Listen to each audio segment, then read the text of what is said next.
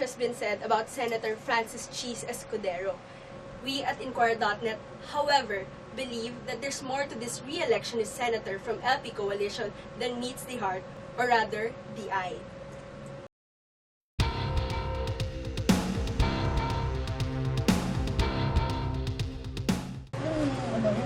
Nagsasalita niya, monotonous. Ano yun? How did you acquire that, sir? Hindi ko alam. Sa totoo lang, nagsimula akong ganito magsalita nung pumasok na ako sa politika. Kasi nung batang-bata ako, nung 28 years old, ang tingin at pakiramdam ko, pag hindi ka seryoso magsalita, kung hindi ka seryoso kapag tinatanong ka, lalo kang hindi siseryosohin dahil sa edad mo. Yung mas matatandang congressman nun, kahit magbiro sila, they can get away with it. Pero sa mga batang kongresista, hindi po pwedeng patawa-tawa at pa-joke-joke ka o parang light at easy lang sa mga seryosong problema. Doon siguro nagsimula yun. May mga speeches naman ako na hindi, lalo na pag nagkasalita ako sa graduation, pag komportable ako, pag mas bata yung kaharap ko, pag binabasahan ko ng libro yung mga anak ko, hindi naman ganoon ang boses ko. Minsan tinape ko na pinakinggan ko, na-conscious ako eh. Are you aware na talagang very distinct yung ganung tono niya siya? Hindi ko sinadya, hindi ko inisip, na conscious lang siguro ako lately nung madalas nang sinasabi. Pero hindi naman rason din yun para baguhin ko, para dahil lang doon, dahil wala namang mali. Kanya-kanyang style lang siguro talaga. And you talk fast. Yun, bata pa lang ako gano'n na. Kasi natatakot ako makalimutan ko yung nasa isip ko. Parang hinahabol ng salita ko kung naman yung nasa isip ko dahil baka makalimutan ko. Brand conscious ka pa kasi baka hindi alam mo. Hindi, wala akong pakialam sa brand. Pero syempre kung may magbili ng branded, bakit hindi? Pero kung ikaw ang bibili sir. Syempre kung may murang branded, bakit hindi? Di ba, I mean, para sa akin, pare-pareho lang naman yun eh. It's not so much, I'm not so much conscious about the brand. Hindi ako ganun. Meaning, mangangati ka pag hindi branded o mahal. Never ako naging ganun kahit nung bata ako. In fact, naalala ko yung maong nasuot ko. Pinapapili kami ng brand nung sastre na pinagpapatayan namin ng maong. Anong gusto mo? Jordas? Jordas pa na. Jordas, Levi's. Kung rin tatak mong gusto, yun ay kakabit niya sa likod sa may bulsa mo.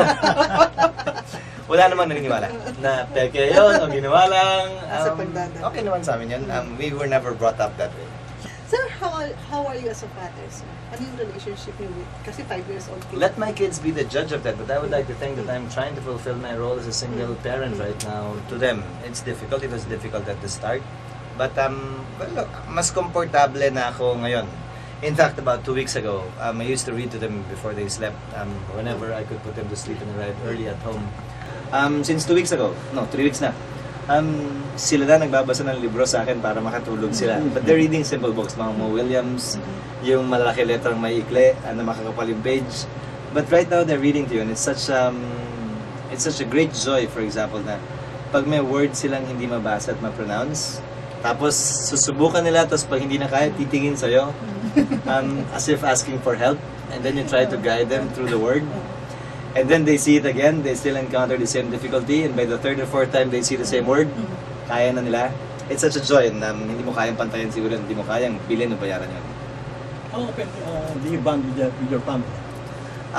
Nawala na ako ng kaibigan eh. Pagkatapos ng trabaho, uwi na ako sa bahay. I always make it a point to put my kids to sleep. Whenever I can, each time I can. For example, last week, even in the thick of the campaign, I was able to put them to sleep 4 days or 4 times last week.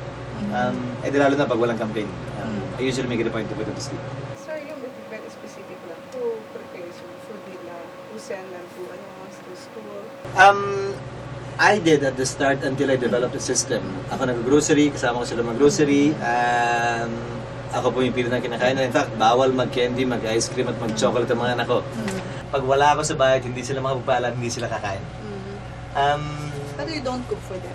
I do. That's why I learned how to cook actually. When I got separated, I somehow wanted to give my kids that feeling, that experience of someone cooking and them cooking with you. That's why I learned to cook some dishes, mostly Filipino. Yung pinaka-down? Ano? Ano yung pinaka-down yun? Alin sa part ng buhay mo yung medyo na-feel mo yung pinaka-down mo moment? Siyempre, nung nagkahiwalay kami ng ex ko, doon ko na-realize at nagising na kahit anong gawin ko, hindi ko na kayang buuin yung pamilya ko. I felt sad, not only for myself, but for my kids. I think that would be the lowest point in my life. And ika nga kung bawat tao may angst na hinahanap at pinagdadaanan, yun siguro yung matuturo kong angst ng buhay ko. Are you still seeing your ex-wife? Yes, of course. She's the mom of my kids. We have good relations. And we've gotten over whatever it is that happened. And we try our best to perform our respective roles as the mom, as the dad of our children. So you don't have yung parang to feel yung pressure na you have to feel up on yung maiwang. Noon siguro, oo. But right now, we're very comfortable with each other and ni walang sense of competition ba? Na ako muna o wag ikaw, na gusto ko kasama. None at all. It's always a give and take feeling and arrangement. Marami bang Marami. ano ba kayo? Maraming naging interrelasyon before? Actually, pag sinasabi nila, tumatahimik na lang ako para kunwari totoo. My first girlfriend was for 9 years. My second girlfriend who became my wife, my ex now, we were together for 5 years before we got married, and then we were married for 10 years. Napapasted pa sir ang isang Jesus ka din? Montik na sa una kong girlfriend. Nag-propose ako na nasa loob kami ng auto, tumutunog ang tugtog na Vincent. And then, tinanong ko siya, blah, blah, blah, the usual. Ang narinig kong sinabi niya, let's be friends, biglang pinandilatan ko, tinanong ko, what? Biglang, I mean, I'll think about it. Okay. Tingnan na tayo.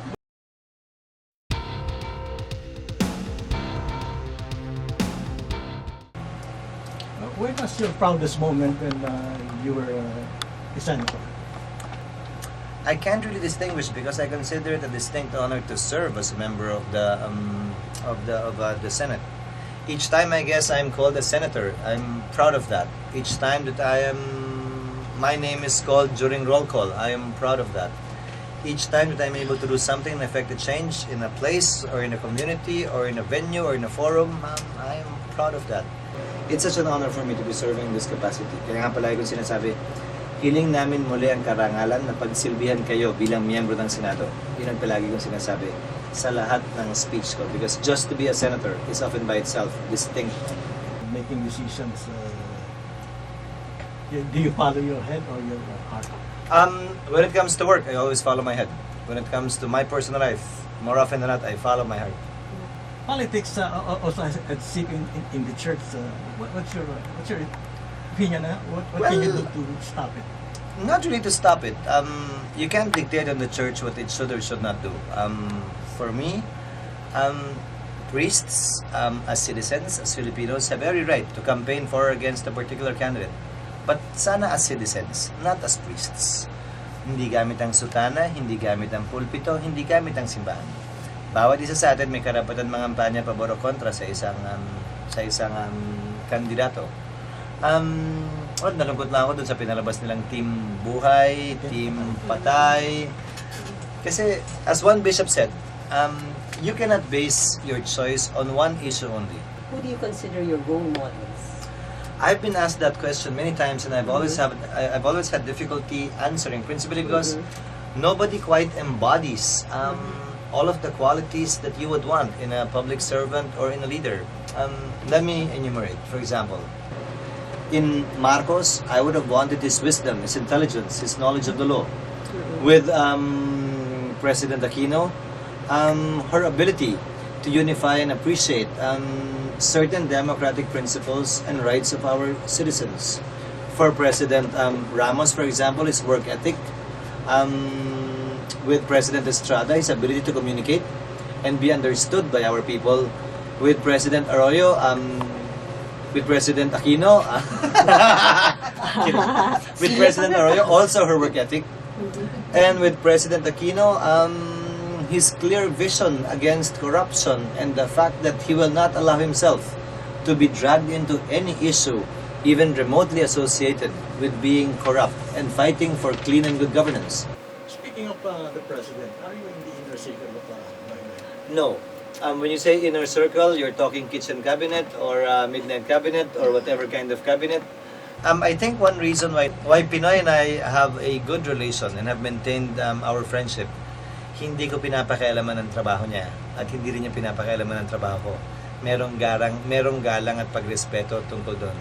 On a practical side and mode, how do you operationalize that? I only answer when I'm asked. I never volunteer information about his work, about what he should do or not do that I think or some other people say.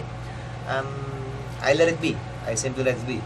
Kasi madalas nakikita naman kami bilang magkaibigan, hindi bilang senador at presidente. What if you find out that you have a gay son or a lesbian daughter?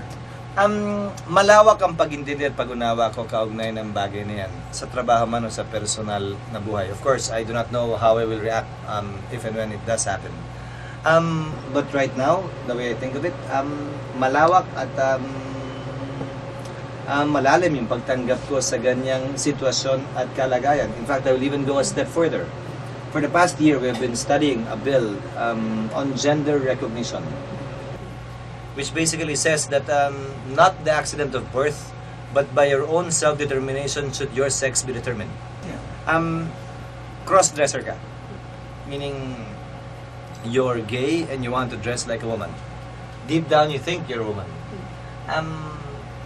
That person has her freedom to decide on these matters, di ba? Gusto niya magdamit ng gano'n eh.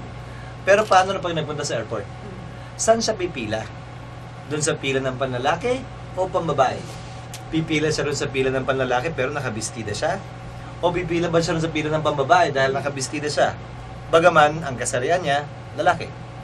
Pag gusto niya magbanyo, saan siya pupunta?